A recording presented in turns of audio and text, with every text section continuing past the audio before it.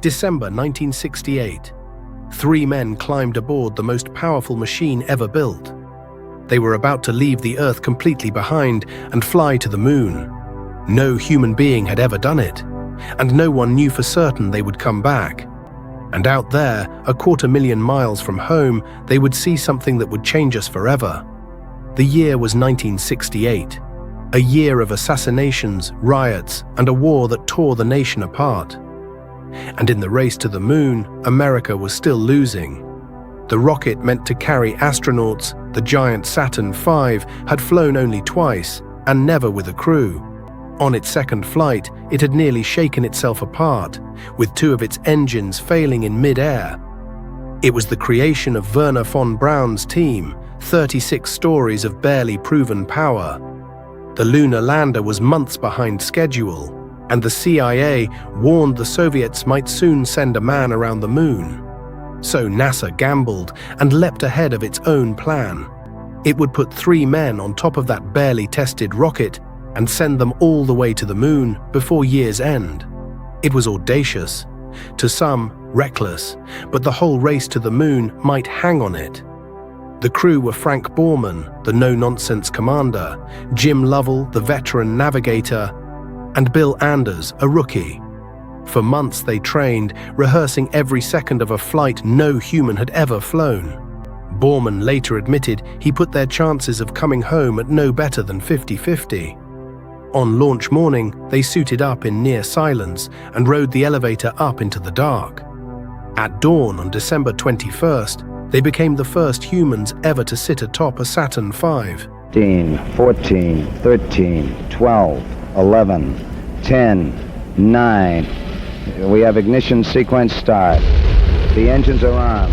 4, 3, 2, 1, 0. 7.5 million pounds of thrust flung them skyward, shaking the ground for miles. In mission control, the engineers watched the numbers climb and held their breath. 11 minutes later, they were in orbit. And then came the moment of no return. Over the Pacific, they relit the engine and became the first humans to leave the gravity of the Earth. They were now falling toward the moon at nearly 24,000 miles an hour.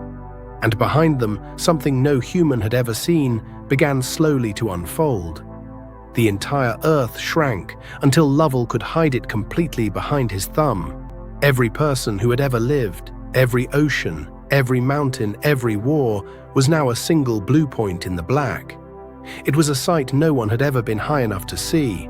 Not a nation, not a border, but one whole world. For 3 days they coasted through the void, navigating by the stars like ancient sailors.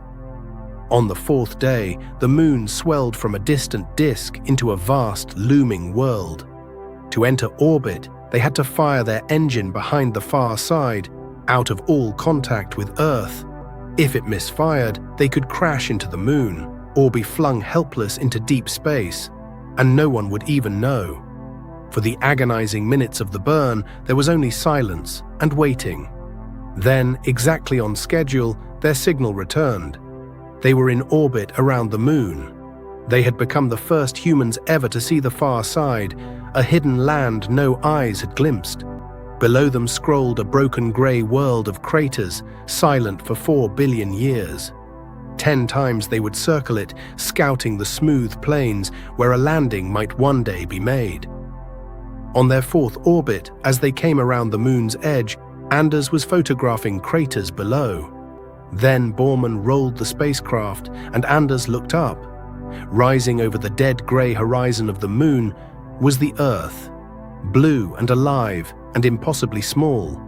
They scrambled for color film, calling out to one another, and captured the most famous photograph ever taken. Anders would say it best: "We came all this way to explore the moon, and the most important thing was that we discovered the Earth." That night was Christmas Eve, and the crew had prepared something for the people of Earth. Nearly 1 billion people, 1 in every 4 humans alive, tuned in. The largest audience in history. From lunar orbit, the astronauts aimed their camera at the coming sunrise and began to speak. Apollo 8 has a message that we would like to send to you. In the beginning, God created the heaven and the earth. And the earth was without form and void, and darkness was upon the face of the deep. And the Spirit of God...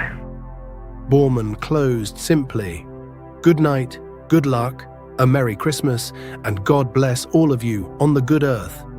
But they were still trapped in lunar orbit. To leave, they had to fire the engine once more, again behind the moon. If it failed, they would be stranded, circling the moon forever. It fired flawlessly, and as they swung back into contact, Lovell radioed 4 words the world had prayed for. "Please be informed, there is a Santa Claus." For 3 days, the Earth grew larger until it filled their windows once again.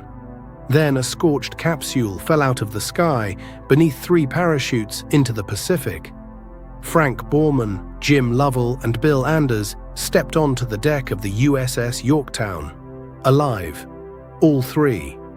They had flown 250,000 miles, reached another world, and come safely home. Time magazine named them the Men of the Year. They had given a shattered nation something to believe in. Apollo 8 landed nothing and planted no flag, yet it may be the most important spaceflight ever flown. It proved that humans could reach the moon and return, clearing the last road for Apollo 11 just 7 months later. But its greatest gift was that single photograph. For the first time, humanity saw its whole world at once, borderless, fragile, and alone in the dark. Earthrise helped ignite the modern environmental movement. We had gone to the moon and truly seen the Earth. A telegram to the crew read simply, "You saved 1968. Half a century on, humanity is going back to the moon." And it all began here, with 3 men, a barely tested rocket, and an Earthrise.